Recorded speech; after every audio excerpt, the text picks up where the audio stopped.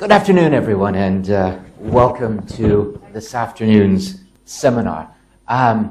First, I'd like to thank you for coming up to Hong Kong U today on a rainy, cold Hong Kong afternoon, and in particular in the aftermath of the U.S. elections yesterday. And for some of you, you also have a bit of FinTech week fatigue, this has been a very full week of FinTech activity, something that I'll come back to in just a moment. My name is Douglas Arner. I'm a professor of law here at the University of Hong Kong and also director of our LLM in Compliance and Regulation program. Thank you very much for being with us this afternoon. My name is Janos Barberis, and I do two things. On the academic side, I do a PhD in FinTech regulation under Douglas's supervision, and we co-authored the paper on FinTech and RegTech and the Reconceptualization of finance. On the other side, more from a trend and keeping the pulse of the market perspective, I'm the founder of Supercharger, which is a FinTech accelerator based in Hong Kong. And for the purpose, I guess, of today's talk, we actually have 2 RegTech companies out of 8, which last year was never the case. So from a rise perspective, RegTech is clearly making its way for this year and the year ahead in terms of the industry and the startup focus. I think we're very happy to be part of Invest Hong Kong's FinTech Week. I think from the standpoint of looking at FinTech Week, it has been a fantastic success. It was an idea that was developed fairly late in the game, but there's been an amazing response from a wide variety of different organizations, and I think all of us involved in the process have been very, very pleasantly surprised by the excitement, turnout, and interest in the subject. And in particular, on that, that's why we had to move to this larger room downstairs at the last minute, is unfortunately the room that we were scheduled to be in, even if only half of the people had registered turned up, we would still be over the capacity of the room upstairs. So for those of you who haven't been into this room, it's very comfortable, but not quite as good for discussion as the 11th floor. Today, we're going to be talking about a trend that, as Janos has already mentioned, we both think is extremely important from the standpoint of the financial services industry, from the standpoint of regulators, as well as from the standpoint of making a better financial system going forward.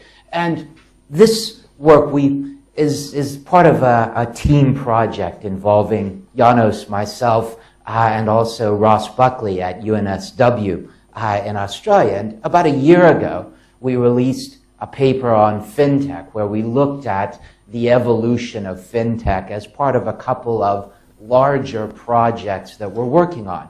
And to think about RegTech, it's important to also think about the way in which RegTech relates to FinTech. And I think when we're thinking about FinTech today, it's one of those terms that we're seeing increasingly used. But it's one that, for many of us, we're not necessarily clear of the meaning.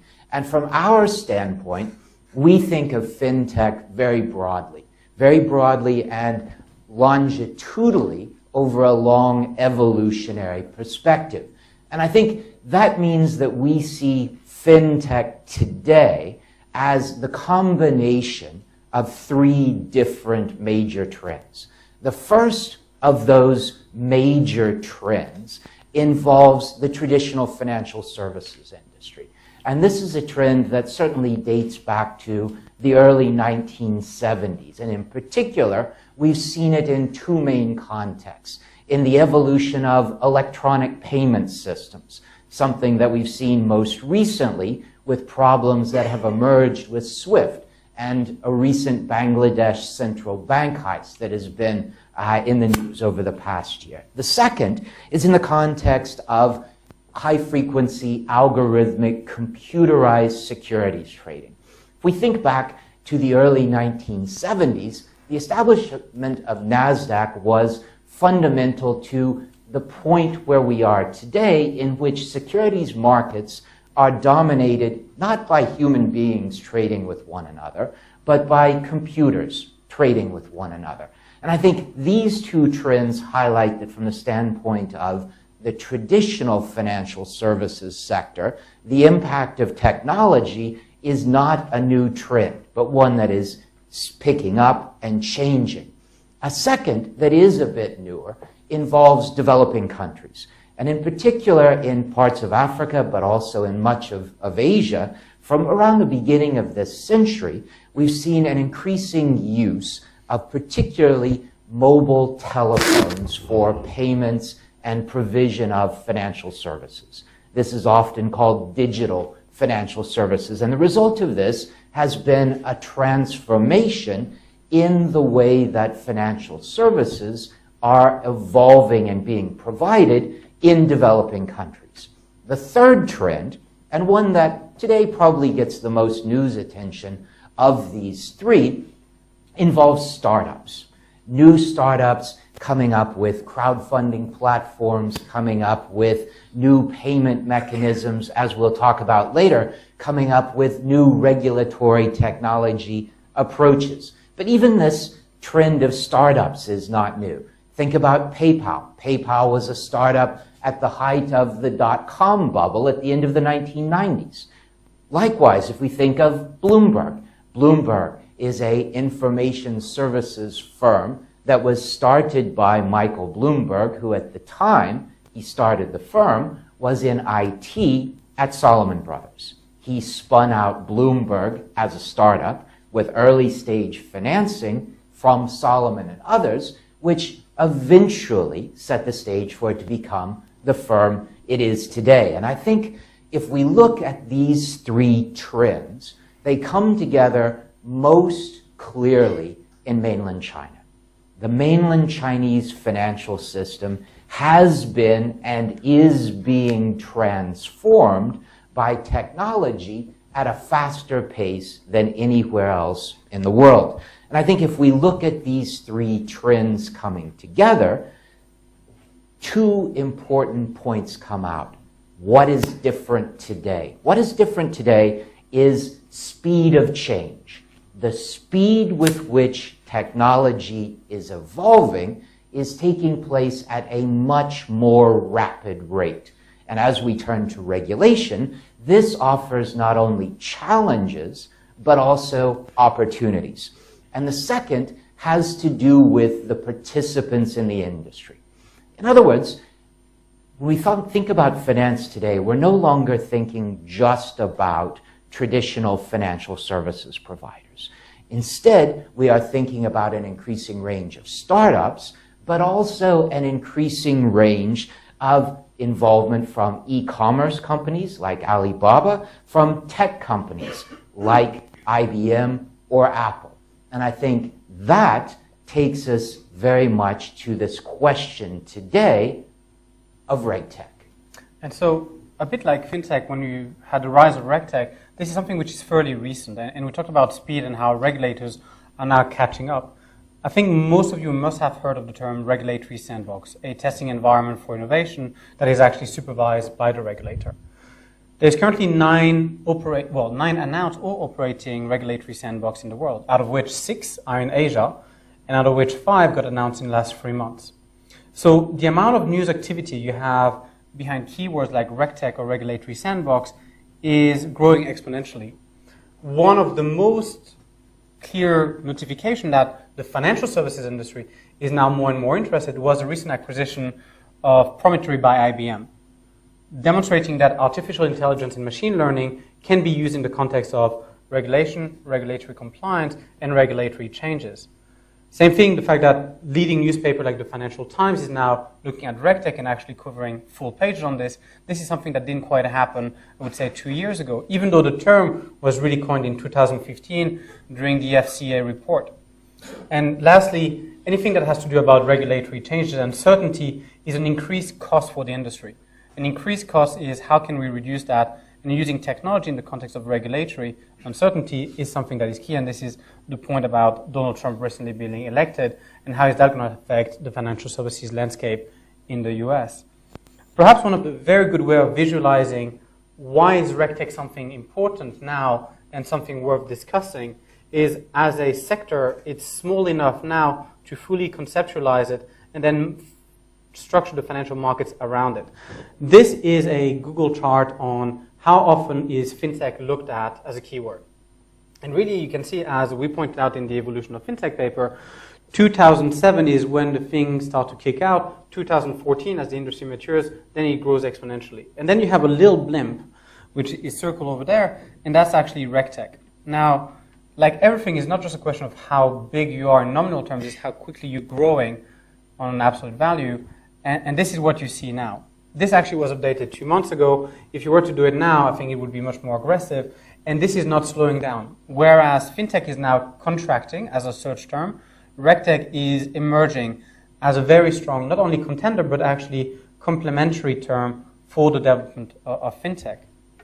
And currently in Hong Kong, in the FinTech Week was really kicked off with the SFC RegTech FinTech Contact Day. Now, I'm not going to read too much into it, but what was interesting is positioning the word RegTech before FinTech for what started the FinTech Week in Hong Kong, but also from a regulator's perspective.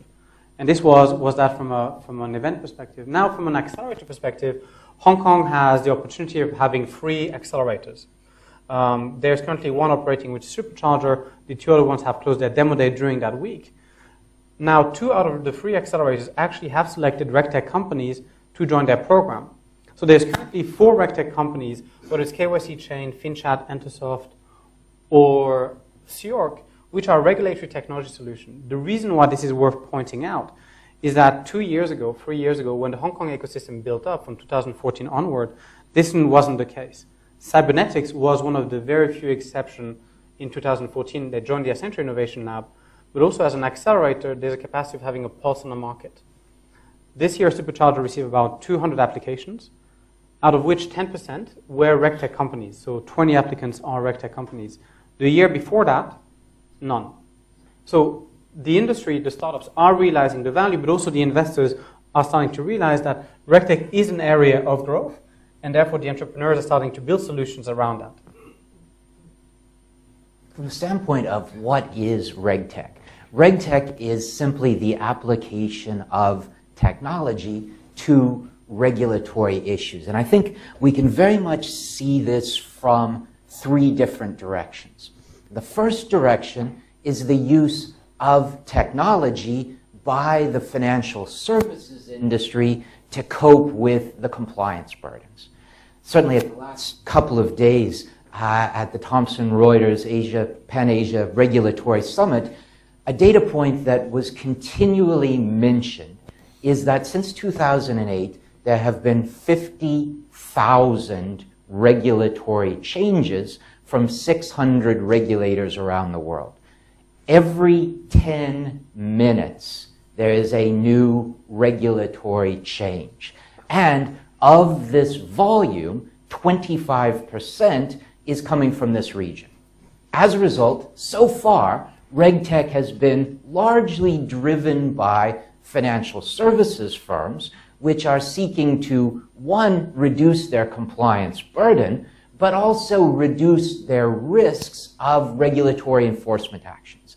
A second data point that came up very frequently at the Thomson Reuters event was that $200 billion in fines since the global financial crisis.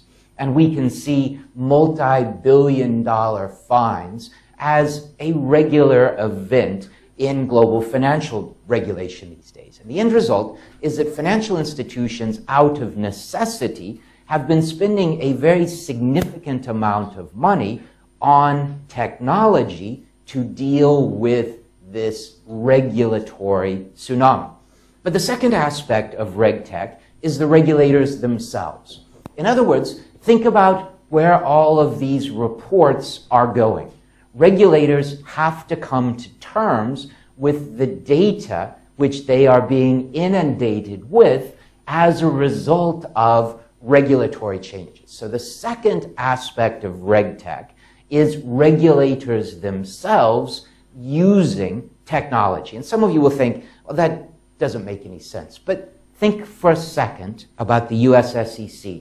Since the late 1980s, the majority of insider dealing actions by the US SEC have come as a result of analysis of stock exchange trading data.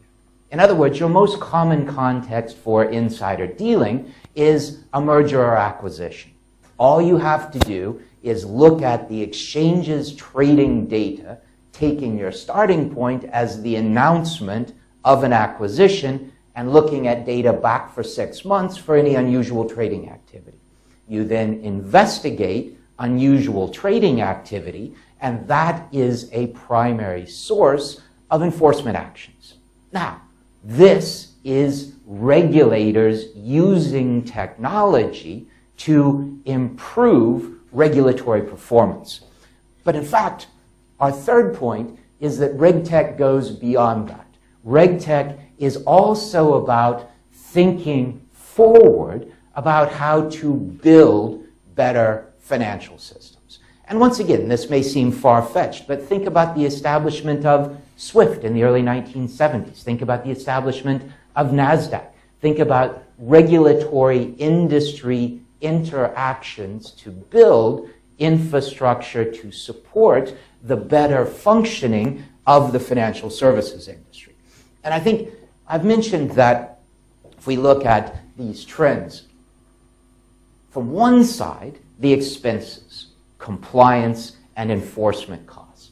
But the second really comes from this startup and emerging markets portion of the equation, and that is increasing challenges from the revenue side.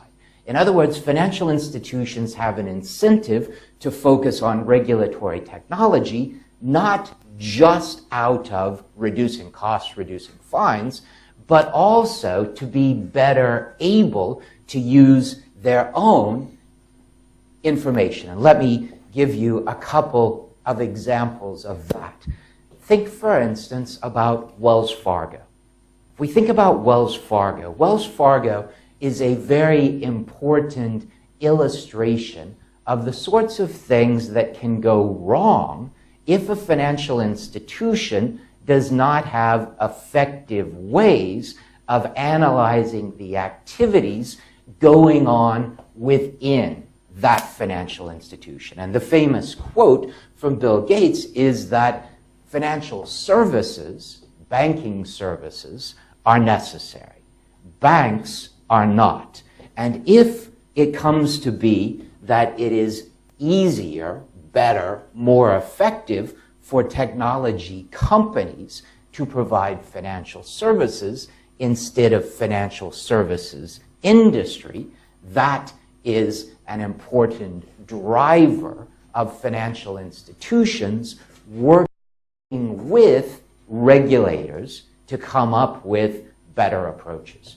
And extending on that point, what you really have is, whilst RegTech has really a cost-cutting capacity that the banks are really interested in, FinTech had 4 different origins and sources.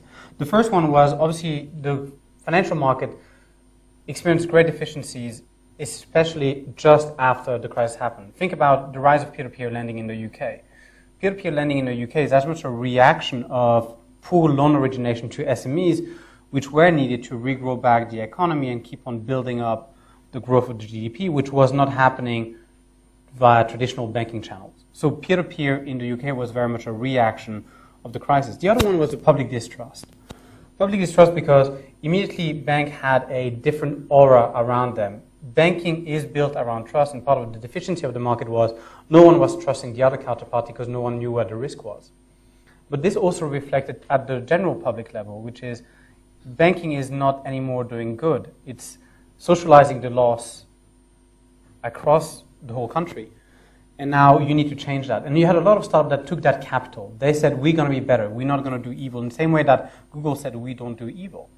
Now, a lot of the companies that you had later failed on doing this. And you have a lot of peer-to-peer platform again, when they were recollecting the debt. They were using the same methods that the banks used to do.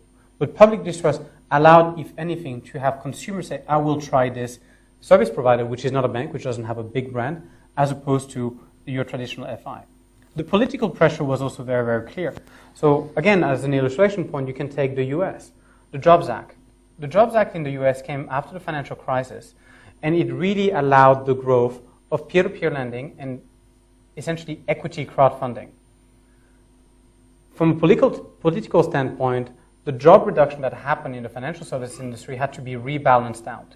What is one area in the economy which highly grow the numbers of employees month on month or year on year? Startups. But how do you finance the startups? Clearly the banks are not going to do this because it goes up their risk appetite, or even they don't have a capacity of evaluating their credit risk altogether.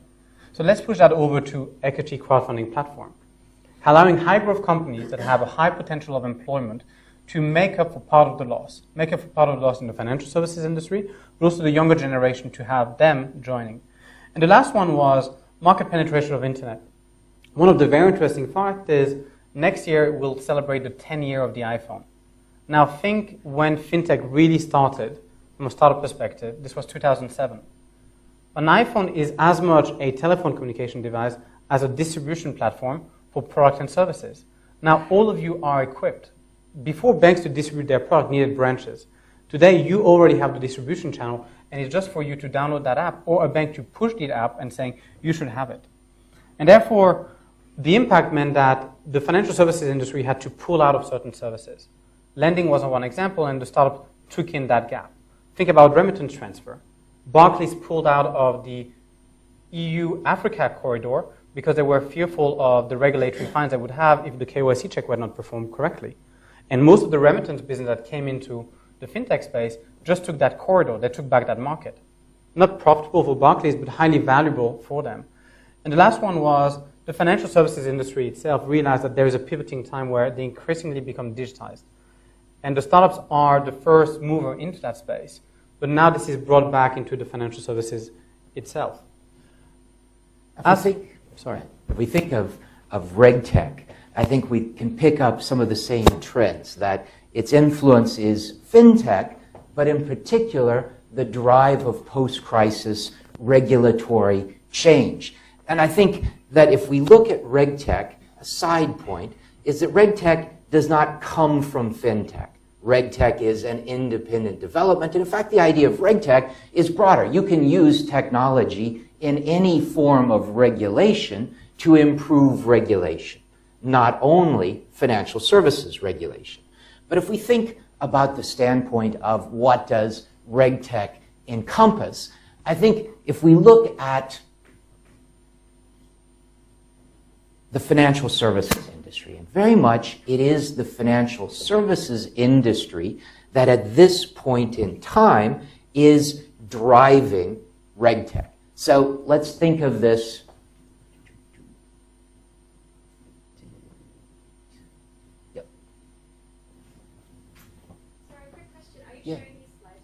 Yeah, you can email Flora afterwards if you want to get a copy. Yep. If I can get them to continue working. Hit the button. And one more. And one more. That's the one I want. Okay, sorry about that. So yes, to repeat, slides will be available. Just email Flora and she'll send you a hard copy afterwards. Now let's think about what the industry is doing. And I think the example that is most often discussed and the easiest to understand is in the context of AML KYC requirements. That certainly since September 11, we've seen a major drive in the context of strengthening and globalization of regulatory requirements dealing with AML, KYC, but also a variety of both international as well as bilateral sanctions requirements.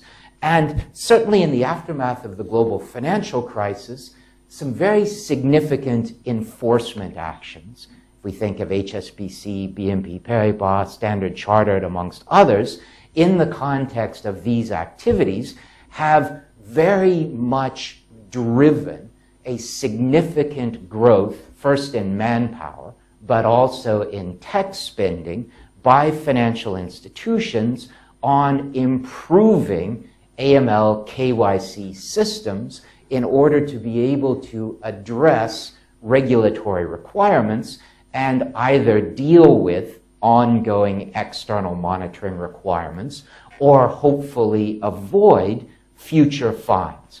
And I think this area of AML KYC is one of the best examples of RegTech and probably the most advanced development in financial institutions at the moment. The second, and one that has been very much driven by post-crisis regulatory changes, are reporting requirements.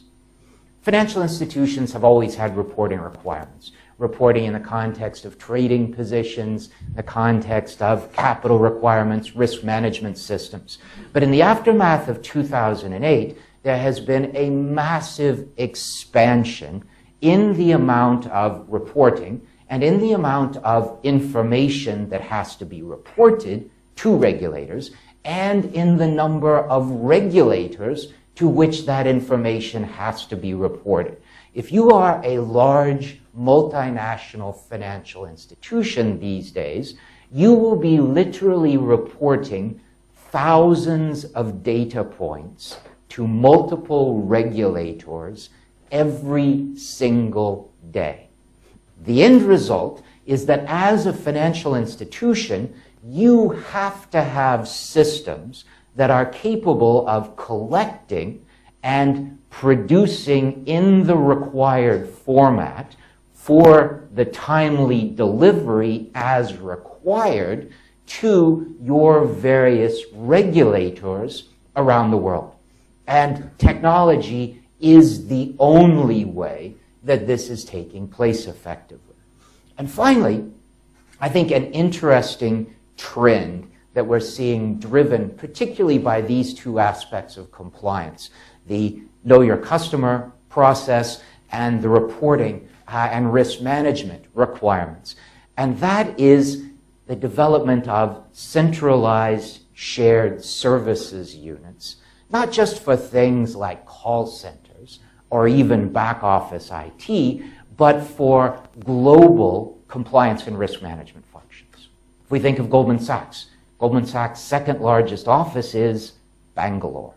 If we think of JP Morgan has 45,000 staff in India. If we think of Barclays' second largest jurisdiction for employment after the UK is India.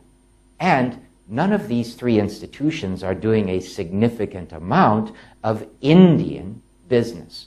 Rather, in the context of these centralized shared services units, they are collecting data from global operations of the financial institution, and they are packaging it to be delivered to regulators around the world. If you speak to one of these back office structures, they will regularly be dealing with the Federal Reserve, the OCC, the Bank of England, the FCA, amongst a wide range of others. And I think from the standpoint of the financial services industry, this is already a very significantly developed trend. Now, from the other standpoint, from regulators, we are already seeing major developments. And I think the first area where we're seeing this is in the context of cybersecurity. We have, over the past 2 to 3 years, seen a dramatic increase in global and domestic regulatory efforts to address cybersecurity concerns. These result directly from experiences in the global financial crisis, particularly in the United States, that financial stability and the financial services industry are a national security issue. And it's by no accident that financial institutions are amongst the largest targets of cybercrime, hacking, and espionage. After all, not only are they important from a national security standpoint, but in the old words of the bank robbing adage, that's where the money is. And interestingly, in the context of cybersecurity, the level of sophistication and the multinational operations of these sorts of networks continues to increase dramatically. We've seen this year the Bangladesh Central Bank heist. We think most recently, 2 days ago, hacking of 20,000 accounts at Tesco's bank in the United Kingdom. An interesting one because normally in previous examples, it has been personal data that has been stolen. But this time, it was cash that was transferred out of those accounts. And I think this issue of cybersecurity shows very clearly the intersection between regulators and the financial services industry.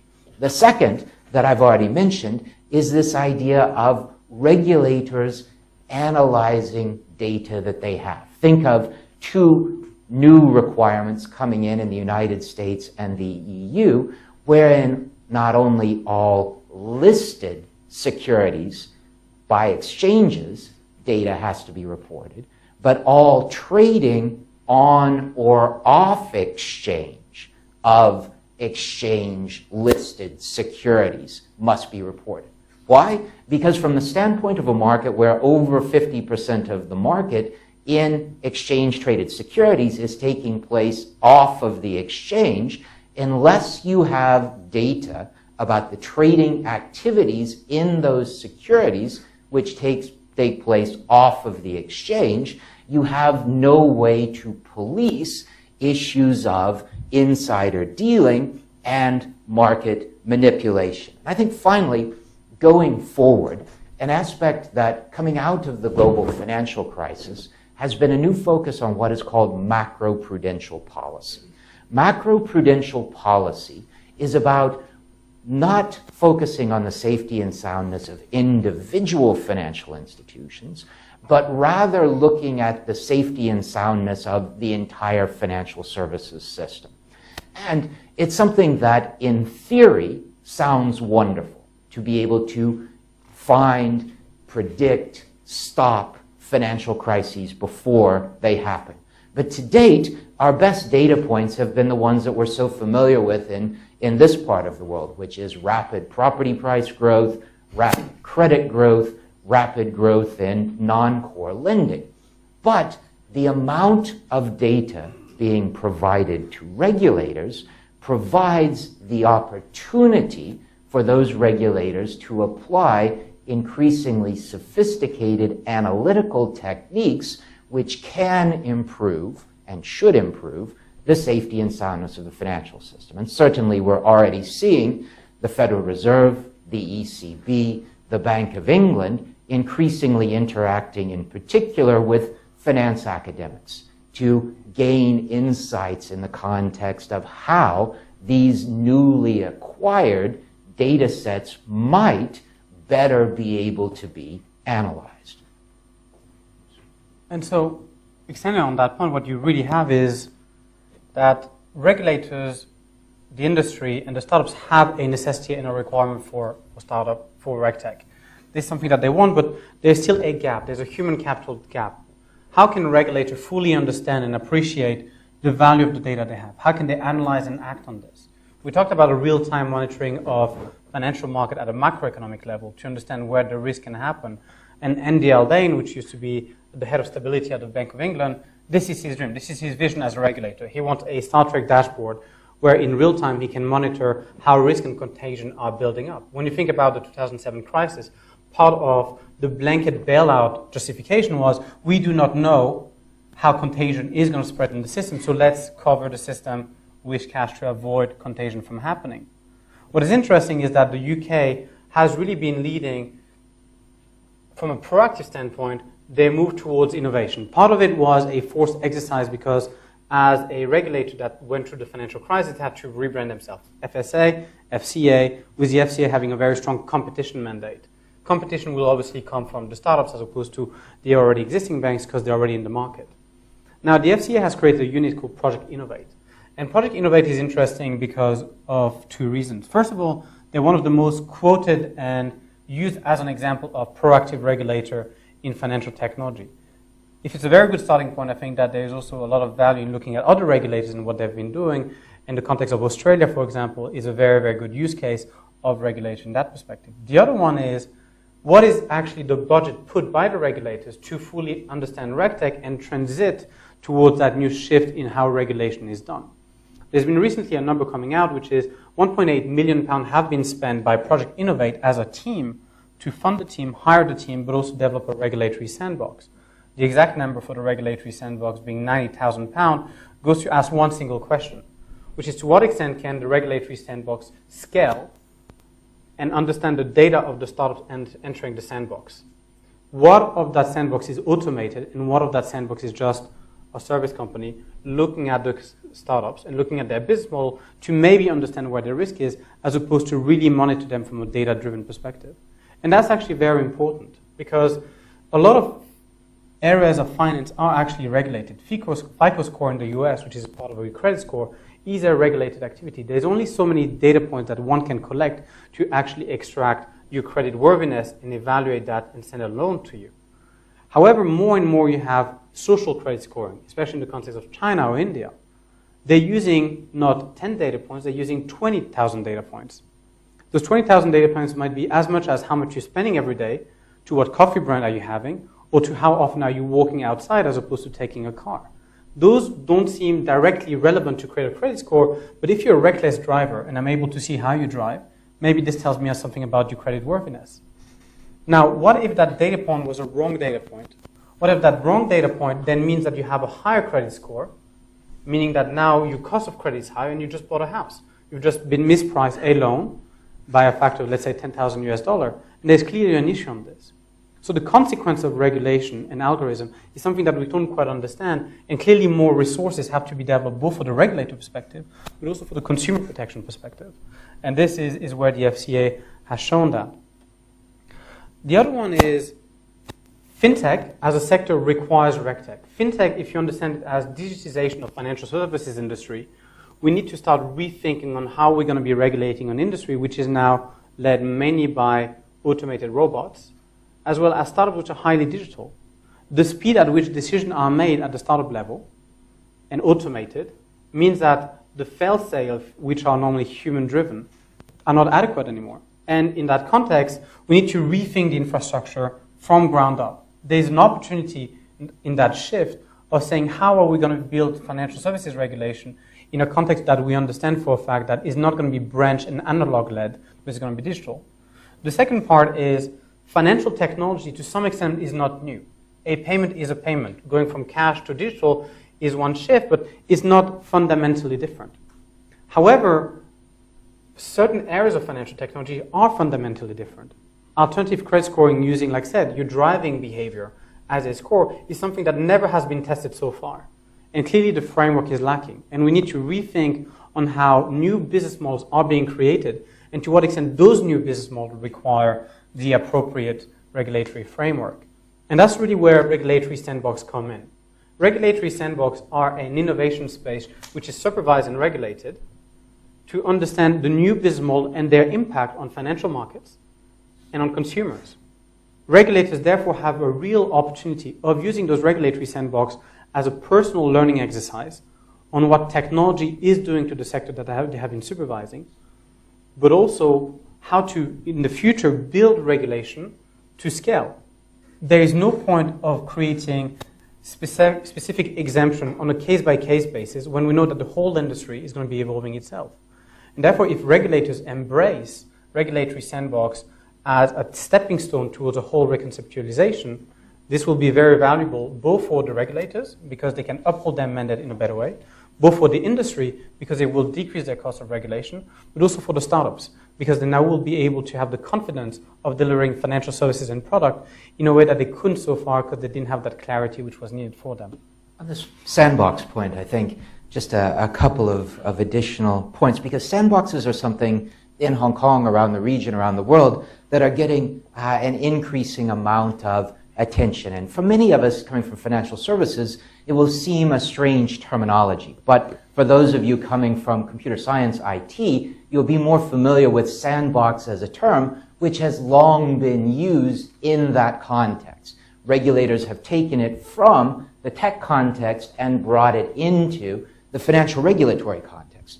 In thinking about what can we do usefully with sandboxes, in fact, we actually have a good 10, 15 years experience with sandbox-like approaches. And let me give you a couple of examples. Think about in the context of the various Basel Capital Accords, a process called QIS. QIS are quantitative impact studies.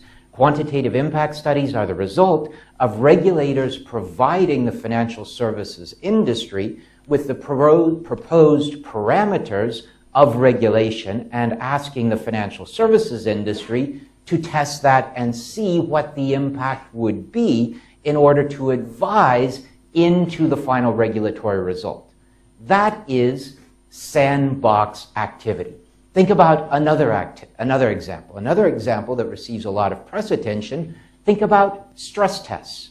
Stress tests are financial institutions being given by regulators a set of particular conditions which they are asked to test against their own internal systems to see what the result would be.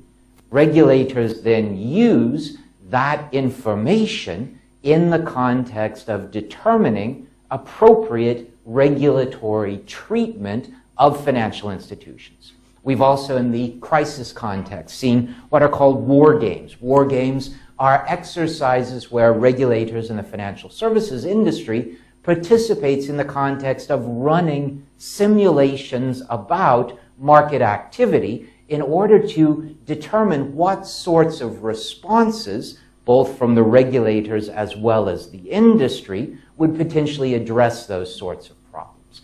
And these are why, from our standpoint, RegTech is perhaps the best example of where not only sandboxes could be highly effective, but in effect, we're already using them. We're just not calling them sandboxes.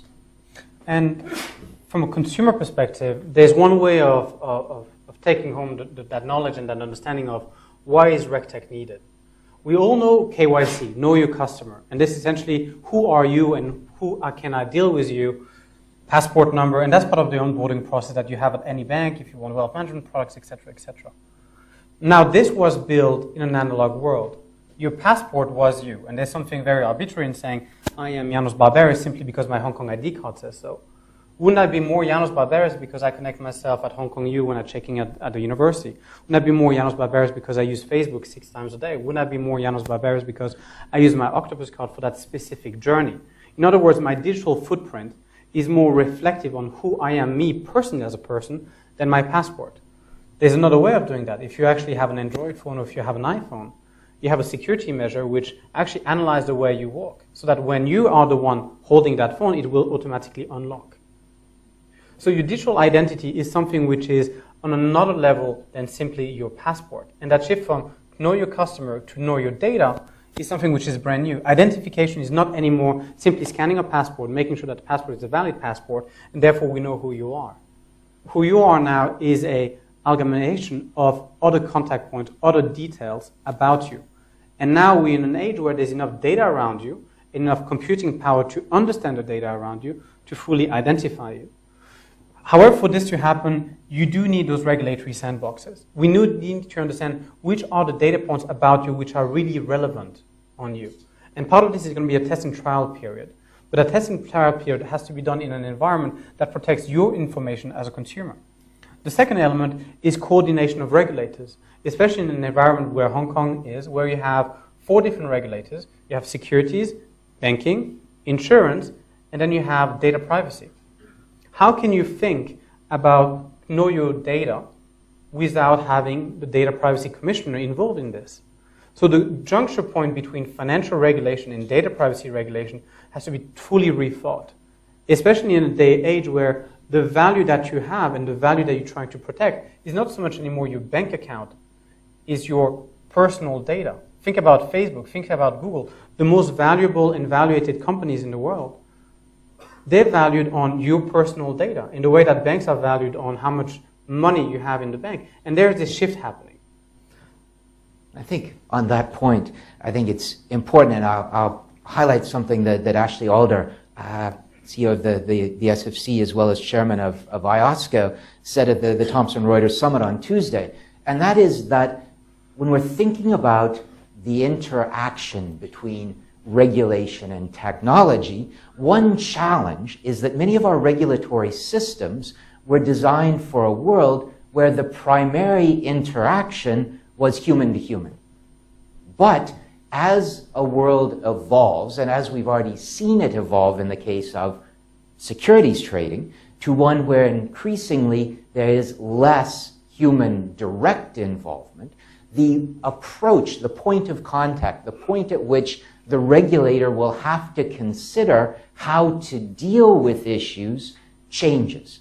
In other words, if you are thinking of something like a robo-advisory service, suitability requirements, AML systems, what you are thinking about from a regulatory standpoint is at the design stage, how the human being designs those systems, because once they're functioning, it is much more, from a regulatory standpoint, different to deal with them. And so what I mean by that is, from the standpoint of a sandbox, that is an opportunity if you have developed a KYC system, a suitability system, the like, to test it out, to see how the parameters set by the human designers work in the context of a variety of different circumstances, which will then allow the regulator the possibility of determining whether this particular approach is acceptable or appropriate.